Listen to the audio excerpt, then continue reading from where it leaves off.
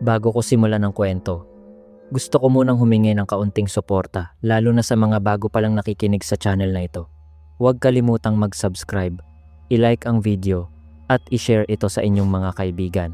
Malaking tulong po ang bawat suporta ninyo para mas marami pa tayong maihatid na nakakatindig balahibong kwento. Maraming salamat.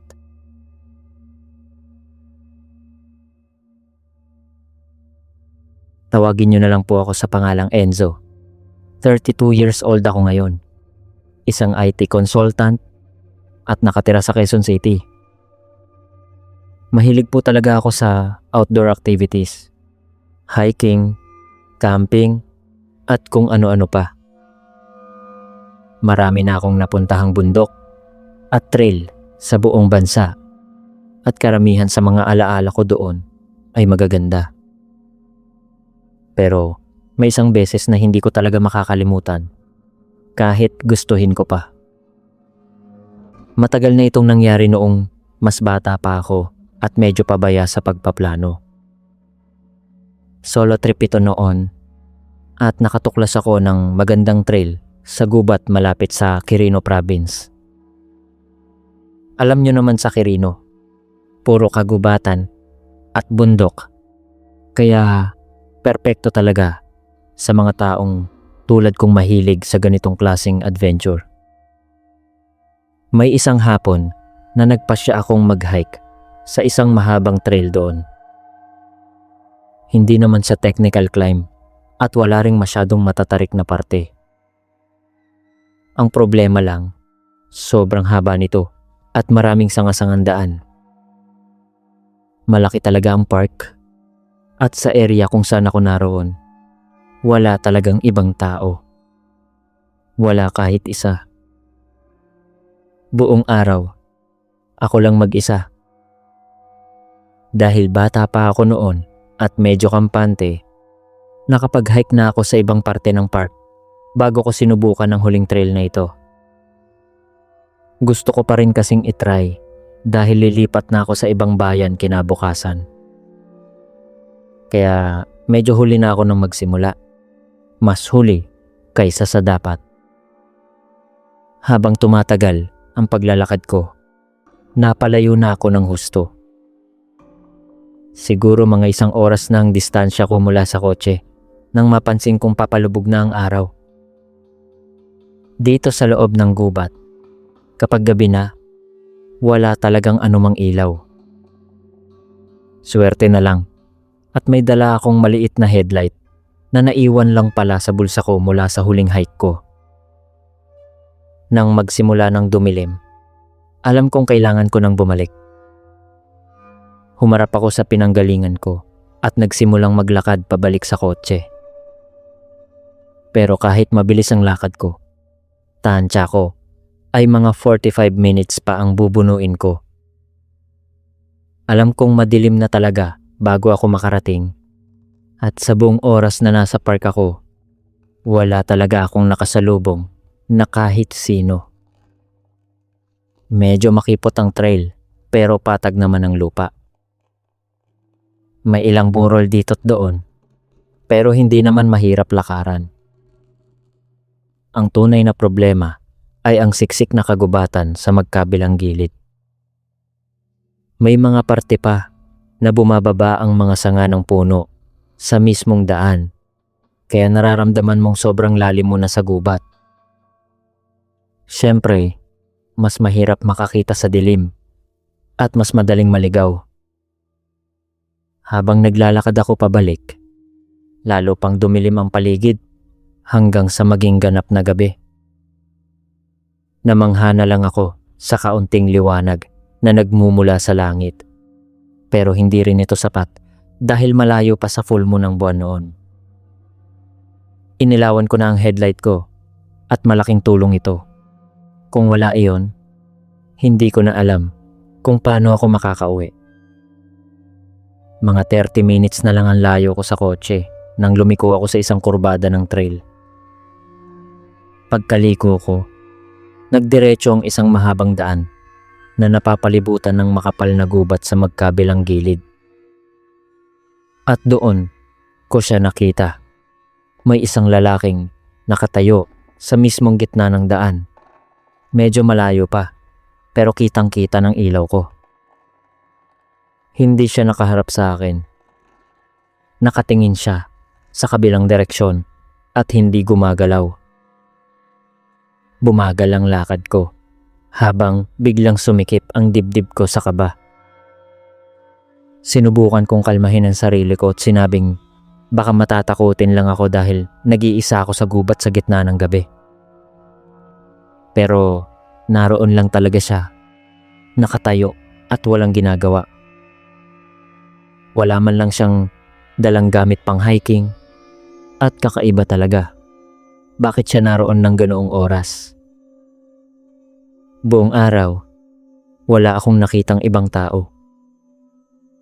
Nagpatuloy pa rin ako sa paglalakad pero binagalan ko ng husto ang mga hakbang ko.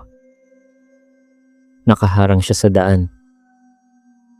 Bigla, dahan-dahan siyang lumingon at hinarap ako. Handa na sana akong bumati ng normal pero nang makaharap ko siya, doon ko nakita ang pinaka nakakakilabot na ngiti sa buong buhay ko. Isang napakasamang ngiti na kapares ng dambuhalang mga matang nakatitig sa akin. Nakatakot at nakakadiri tingnan. Wala akong naisagot o nasabi. Nakatitig lang din ako habang nangangatog. Mukha siyang nasa late 40s o 50s. Nakasuot ng baseball cap, itim na sweatshirt, at maong. Ang mismong aura at mukha niya ay parang nagsasabing, dapat na akong umalis doon agad-agad. Hindi ko na pinag-isipan pa. Kusa na lang gumalaw ang katawan ko, tumalikod ako, at mabilis na naglakad palayo. Bumalik ako, papunta sa kurbadang pinanggalingan ko. Pero pagkatalikod ko, narinig kong may sumunod na mga hakbang sa likod ko. Iyon na po ang pinakaayaw kong marinig. Mas binagalan ko ang kaba at binilisan ang lakad. Lumingon ako pero wala akong nakitang tao. Isang senyales na medyo malayo pa siya sa akin. Kaya nagpatuloy ako sa napakabilis na paglalakad. Halos tumatakbo na. Naglakad ako ng mga 1 hanggang 2 minuto hanggang sa nakakita ako ng sanga ng trail. Pwedeng kumanan o kumaliwa. Kanina kumanan ako dahil iyon ang alam kong daan pabalik. Pero sa pagkakataong ito, kumaliwa ako sa pag-asang kukonekta rin ito sa tamang daan habang iniiwasan siya. Doon ko narinig ulit ang mga kaluskos niya sa malayo. Sa sobrang takot ko, hindi na ako naglakad. Tumakbo na ako ng mabilis. Dahil sanay ako mag-hike at madalas ding tumakbo. Kaya ko namang tumakbo ng matagal. Tuloy-tuloy lang ako at hindi ko na rin marinig kung sinusundan pa niya ako dahil sa ingay ng sarili kong mga hakbang at hingal. Tumakbo ako ng halos 10 minutes bago ako nagpasyang bumagal. Nang huminto ako sa pagtakbo, wala akong narinig na sumusunod. Kaya umasa akong ligtas na ako. Pero sobrang paranoid at takot na takot pa rin ako na baka bigla na lang siyang lumitaw. Parang kaming dalawa lang ang tao sa buong gubat na iyon. Nagmabilis ako ulit sa paglalakad hanggang sa nakakita ako ng isa pang sanga ng daan patungong kanan. Kinuha ko iyon at naglakad ng matagal bago tumakbo ulit. Wala na akong naririnig na sumusunod pero gusto ko na lang talagang makaalis agad. Nang bumagal ako ulit, kumaliwa ako sa isang daan na sa tingin ko ay tama. Naglakad ako ron ng mga 10 minutes pa at sa wakas, nakarating din ako sa dulo. Natanaw ko na ang parking lot kung saan nakaparada ang kotse ko na nag-iisang sasakyan doon. Mabilis akong pumasok at umalis agad. Hindi ko alam kung saan nanggaling ang lalaking iyon o ano ang ginagawa niya doon. Pero ang tingin niya sa akin, na may kasamang nakakakilabot ng ngiti, ang isa sa mga pinaka nakakatakot na karanasan ko.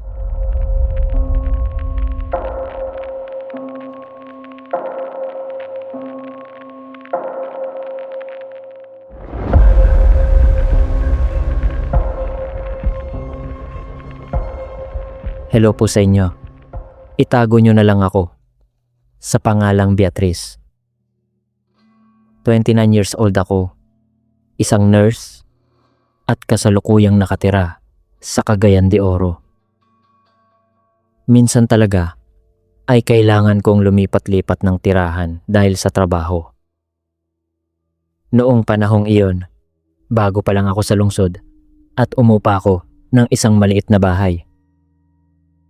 Mag-isa lang akong nakatira doon. Medyo busy ang subdivision. Marami-raming bahay at maliliit ang bakuran. Pero maganda at tahimik naman siyang tirahan. Malapit din ito sa syudad at hindi naman mukhang delikado. Naging maayos at masaya naman ang mga unang buwan ko doon. Hanggang sa isang gabi, umuwi ako galing sa trabaho nang medyo gabi na. Mga 10 o 11 na ng gabi iyon dahil minsan ay talagang humahaba ang shift ko sa ospital. Pagdating ko, normal naman ang lahat. Tahimik at kalmado ang buong subdivision. Kaya pumasok ako sa garahe, nagpark, bumaba ng sasakyan, at pumasok sa loob ng bahay. Wala pa akong 1 minuto sa loob nang biglang may kumatok sa pintuan sa harapan. Kakaiba at nakapagtataka ito dahil napakalalim na ng gabi at kararating ko lang. Lumapit ako sa pinto para alamin kung sino. Pero sa halip na buksan ito agad, sumilip muna ako sa bintana. Nakita ko roon ng isang lalaking hindi ko kilala.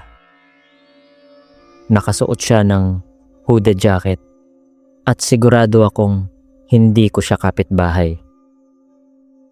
Pero kahit na ganun, bakit siya kakatok sa pinto ng ibang tao sa oras na iyon?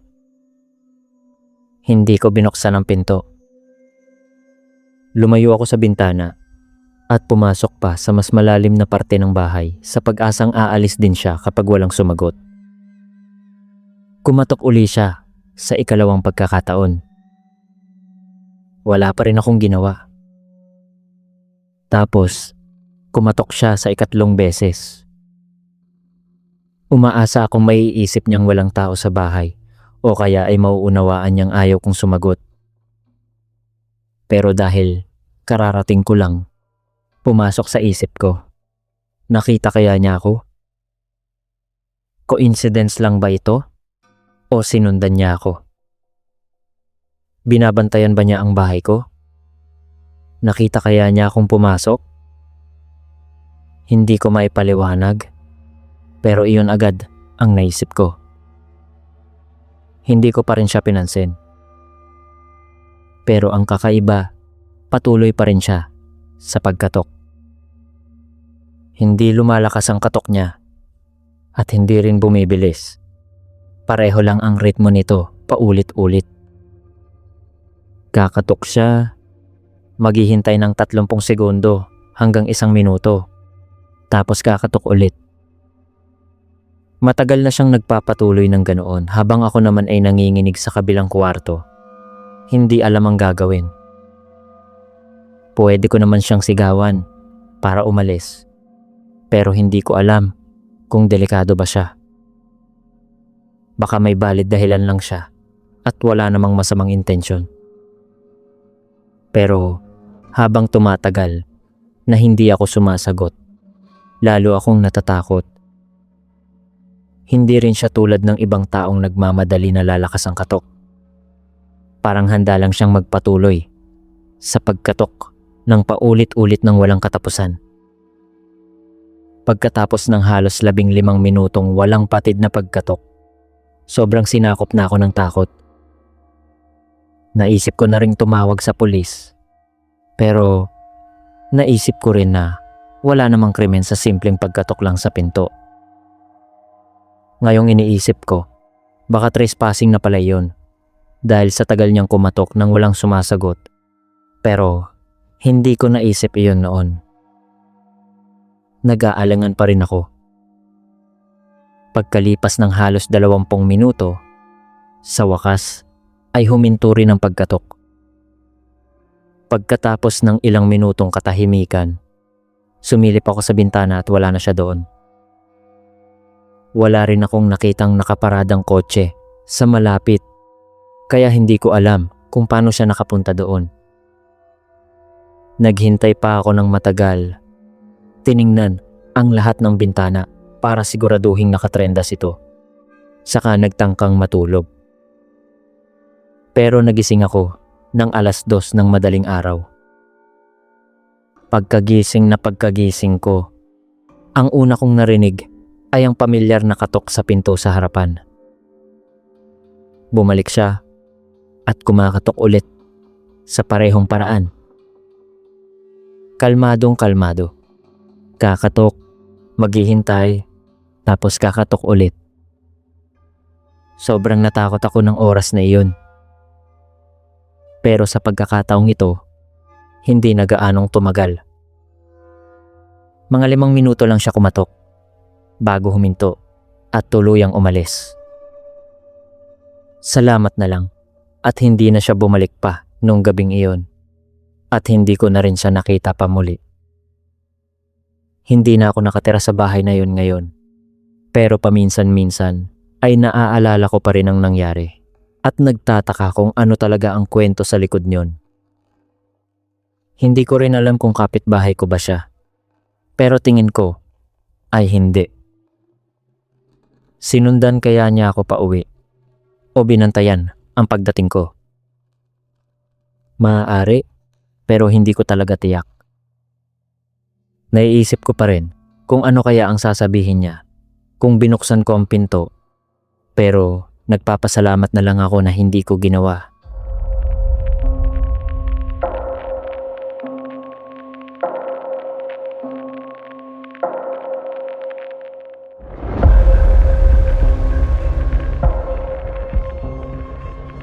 Mapagpalang araw po sa inyo. Itago niyo na lang po ako sa pangalang Clyde. Isang call center agent at nakatira sa isang apartment sa Mandaluyong. Isang gabi, habang nag-iisa ako sa bahay, nanonood ako ng pelikula sa TV. Naglilipat-lipat ako ng mga channel hanggang sa may mahanap akong interesanting palabas tulad ng karaniwan kong ginagawa. Habang lumalalim ang gabi, nagsimula na akong maantok. Bigla, nang walang anumang babala, may kumatok sa pintuan ng unit ko. Nung una, naisip kong baka isa iyon sa mga kapitbahay ko na nagrereklamo sa ingay. Medyo malakas nga kasi ang volume ng TV ko nun. Kaya mabilis ko itong hininaan. Tumayo mula sa sofa at naglakad papunta sa pinto. Bago ko buksan, sumilip muna ako sa peephole. Nakita ko ang isang batang babae, nasa 20s ang edad, may itim na buhok, at may ilang tattoo sa braso. Hindi ko siya kilala, pero hindi ko rin naman kabisado ang lahat ng kapitbahay ko. Dahil akala ko nga kapitbahay ko siya, binuksan ko ang pinto. Bago pa siya makapagsalita, inunahan ko na siya. Sorry, hindi ko na malayang sobrang lakas pala ng volume. Sa isip ko kasi, iyon lang naman ang tanging dahilan para pumunta ang isang kapitbahay sa pinto ko. Medyo naguluhan siya sa sinabi ko. Tapos sumagot, "Ay, hindi po. Okay lang yun." Sinabi niyang nasa awkward na sitwasyon daw siya. Nabangga raw kasi ng boyfriend niya ang kotse ko sa parking area. Naroon daw sa kotse ang boyfriend niya at ayaw iwan ng eksena. Kaya siya na lang ang umakyat para sabihan ako. Palagi kong ipinaparada ang kotse ko sa parehong pwesto sa parking lot. At medyo maliit lang ang lugar namin, kaya siksikan ng mga sasakyan. Medyo nainis ako sa balita, pero nagpasalamat na rin ako dahil sinabi niya sa akin at hindi lang basta nag-hit and run. Sinabi ko sa kabilang maghihintay lang siya ng sandali dahil kukunin ko lang ang phone ko. Pumayag naman siya. Kailangan ko kasi ang phone para sa insurance at para makunan ng litrato ang pinsala. Mabilis akong bumalik sa living room kung saan nakalagay ang phone ko sa sofa. Nang makuha ko na ito, naglakad ako papunta sa dulo ng apartment malapit sa balcony. May malaking bintana doon kung saan kitang-kita ang parking lot at ang mismong pwesto ng kotse ko. Dahil sa kuryosidad, lumapit ako at tumingin sa bintana.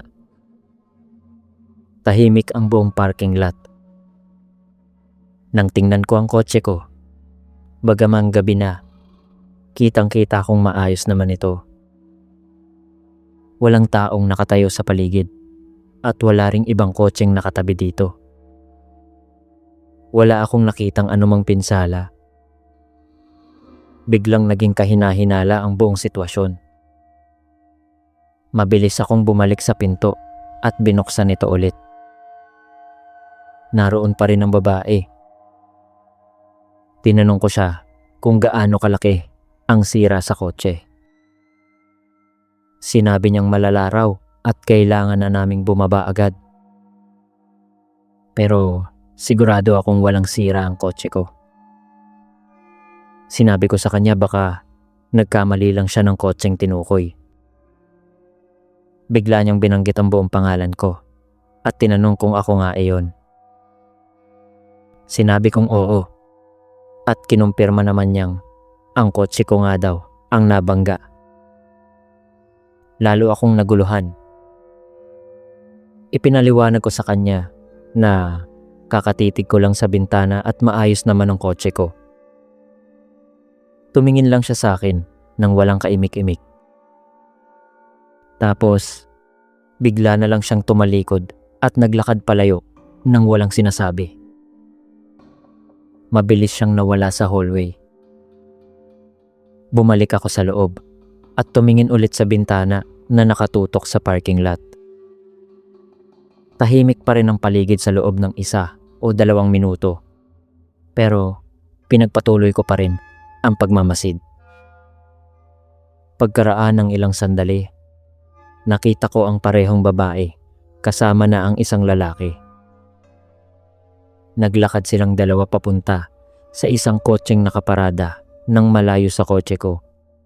Sumakay at mabilis na pinatakbo ang sasakyan palayo. Sobrang kinilabutan ako sa buong nangyari. Hindi ko pa siya nakikita kahit kailan bago ang gabing iyon. Naisip kong baka sinusubukan nila akong linlangin na kapag bumaba ako kasama niya, nanakawan o sasaktan nila ako ng kasama niyang lalaki. Mabuti na lang talaga at hindi ako sumama agad. Pero ang nakapagtataka at nakakatakot hanggang ngayon, paano niya nalaman kung alin ang kotse ko? At paano niya nalaman ang buong pangalan ko? Iyon ang misteryong hindi ko pa rin masagot hanggang ngayon.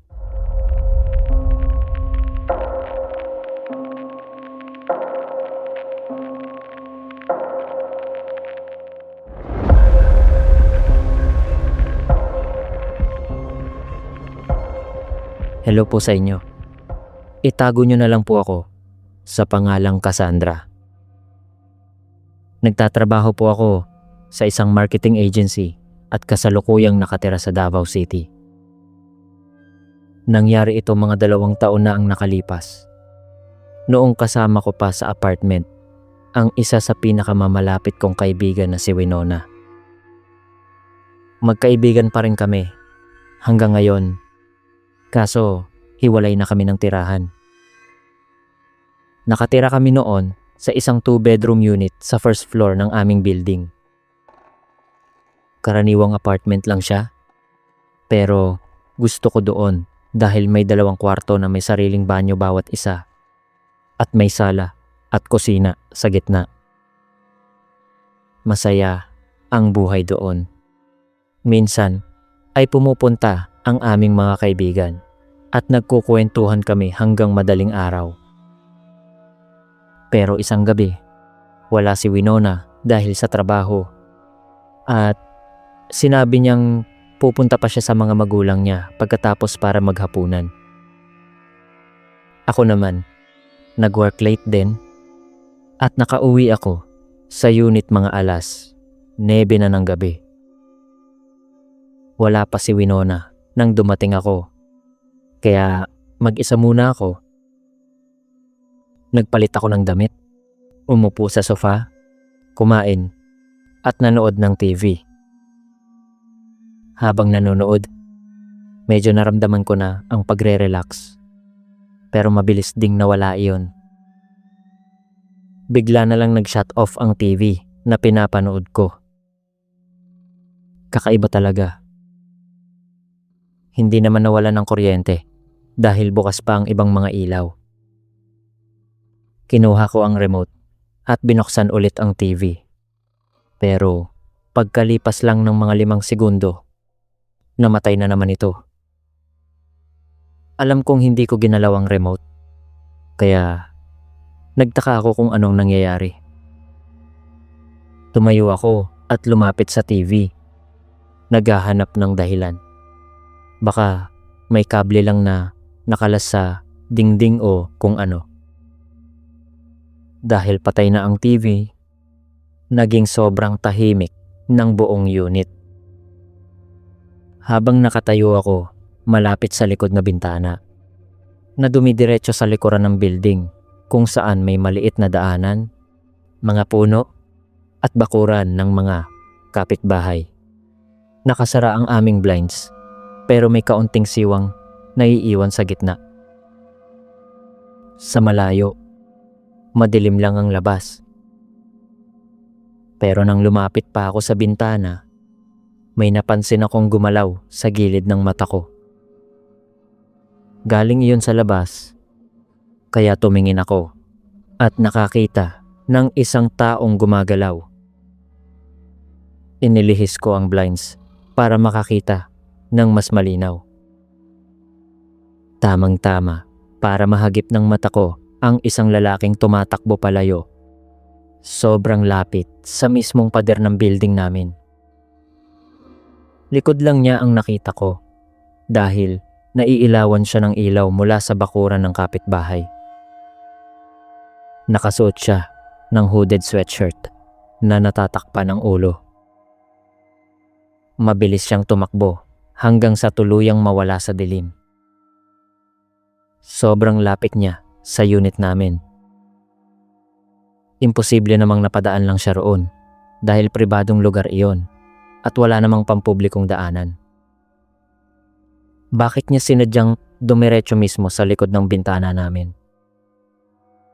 Nanatili akong nakatitig sa labas ng matagal pero hindi na siya bumalik.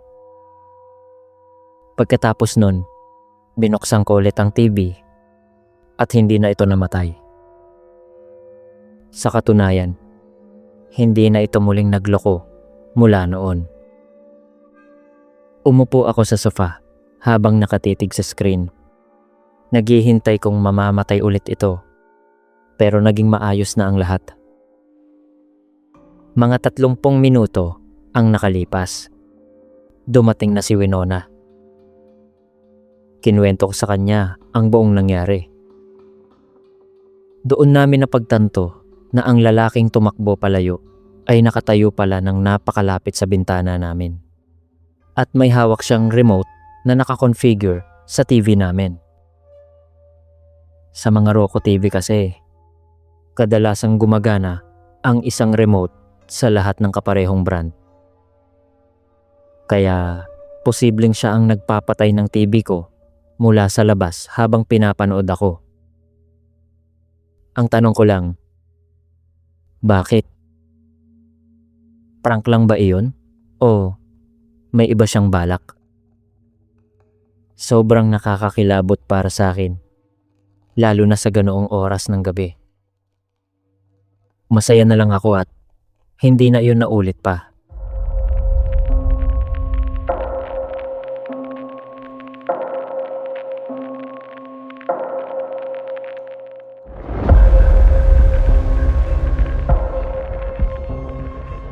Itago nyo na lang po ako sa pangalang Rodel, isang accountant at nakatira sa Cebu City. Nangyari ito noong 1990s, nung high school pa ako. Nakatira kami noon sa isang bahay sa Cagayan de Oro kasama ang mga magulang ko, kuya, ate, ako at dalawa pang nakababatang kapatid na babae. Bihira talagang mangyari na mag-isa lang ako sa bahay dahil malaki ang pamilya namin. Halos laging may tao. Pero isang gabi, hindi ko na maalala kung saan pumunta ang lahat. Basta't nagkataong may kanya-kanya silang lakad at ako lang ang naiwan.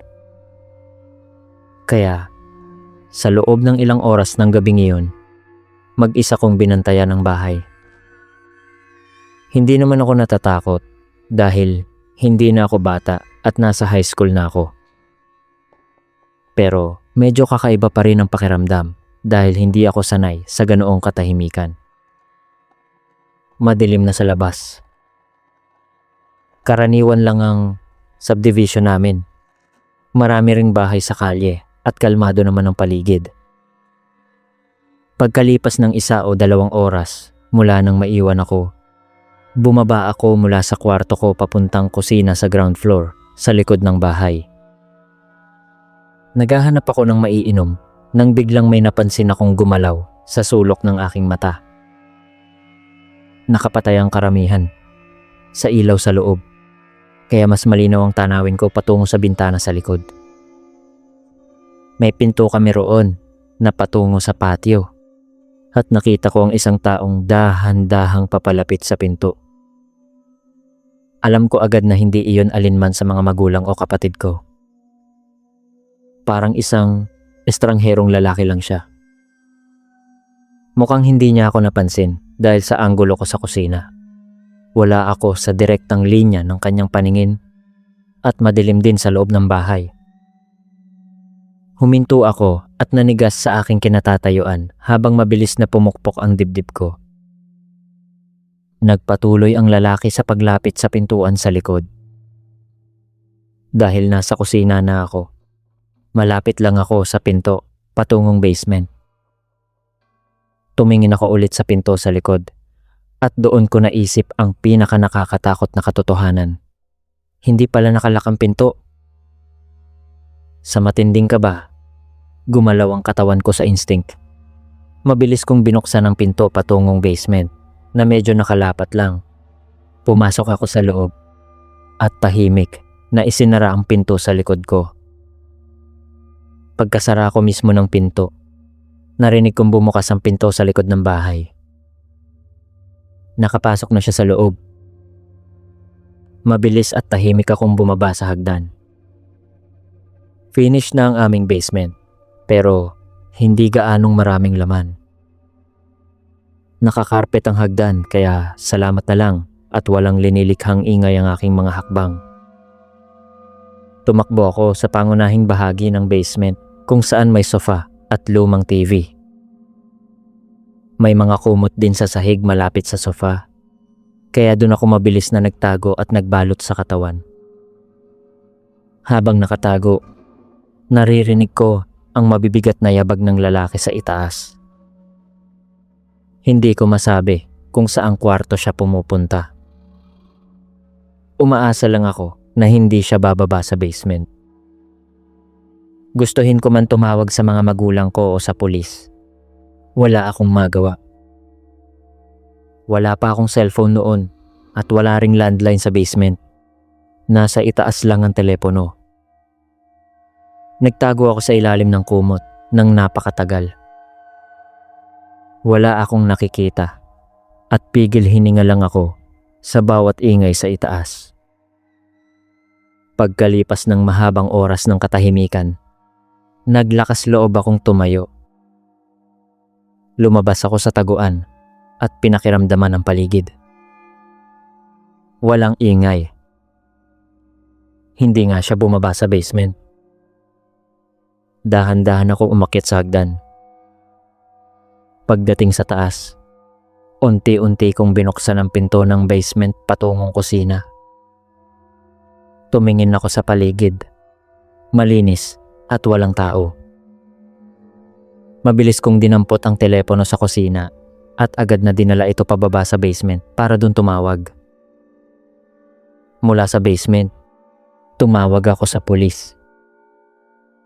Sinabi kong may pumasok na lalaki sa aming bahay at ibinigay ko ang aming address.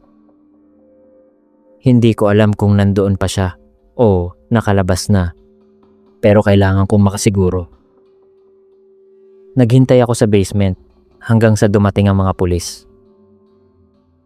Nang marinig ko ang sirena at katok ng pulis, umakyat ako at pinapasok sila. Sinaliksik nila ang buong bahay. Laking gulat ko nang matagpuan nila ang lalaki. Nagtatago pala ito sa itaas, sa mismong kwarto ko. Nanginig ako sa takot nang ma-realize kong habang nakatago ako sa basement, naroon lang pala siya sa kwarto ko sa itaas. Umuwi ang mga magulang ko at mga kapatid ko hindi nagtagal pagkatapos na iyon. Hindi ko na masyadong maalala ang mga sumunod na detalye sa trauma. Pero iyon na ang pinaka-nakakakilabot na karanasan sa buhay ko. Hindi ko alam kung bakit ang bahay pa namin ang napili niya o kung bakit sa kwarto ko pa siya dumiretso. Naiwang nakatuklap ang pinto sa likod dahil sa dami naming naglalabas-masok. Pero mula noon, sinisigurado na ng lahat na nakatrendas at nakalak na ito palagi.